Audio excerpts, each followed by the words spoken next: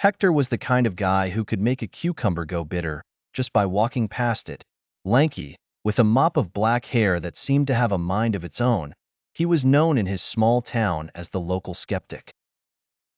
Always quick to debunk, disprove, and dismiss, Hector was the last person you'd expect to start believing in ghosts. That is, until the night he met the night ghost with green eyes. It all started one particularly dark and stormy Friday the 13th because, of course, it did. Hector, armed with his flashlight, dubbed the beacon of rationality, decided to explore the supposedly haunted, decrepit mansion at the edge of town. After all, someone had to show these superstitious townsfolk that there was nothing to fear. The mansion, named Grimwood Manor because subtlety was not a trait of the former owners, stood silent and imposing. Hector pushed open the creaky door, which groaned like a melodramatic actor in a bad horror movie. Flashlight in hand, he started his investigation, noting the layers of dust and cobwebs that would give any self-respecting spider an existential crisis. As he moved through the echoey halls, he scoffed at every flickering shadow and creaking floorboard. Real scary, he muttered to himself. More like real estate nightmare.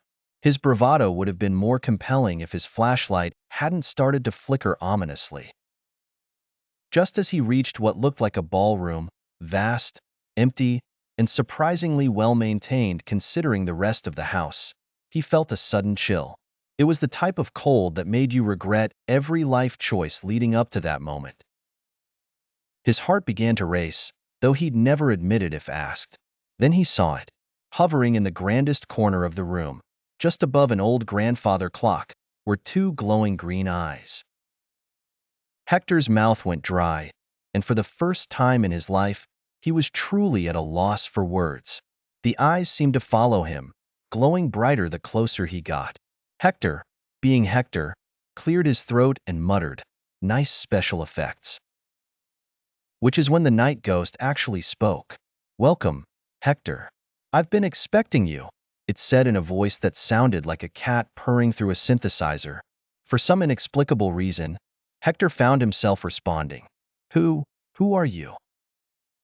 The ghost grinned, its eyes narrowing wickedly. "I'm the spirit of Grimwood Manor, and I've got a bone to pick with you." Quite literally. Hector felt a bony hand tap his shoulder, and he leaped about a foot into the air. The next thing he knew, he was sprinting out of the house like it had spontaneously caught fire, leaving behind his flashlight and what remained of his dignity. Back in the safety of his own home, Hector decided maybe, just maybe, he'd give the whole skepticism thing a rest. After all, there's nothing quite like the embarrassment of having a ghost out sass you to make you reconsider your life choices.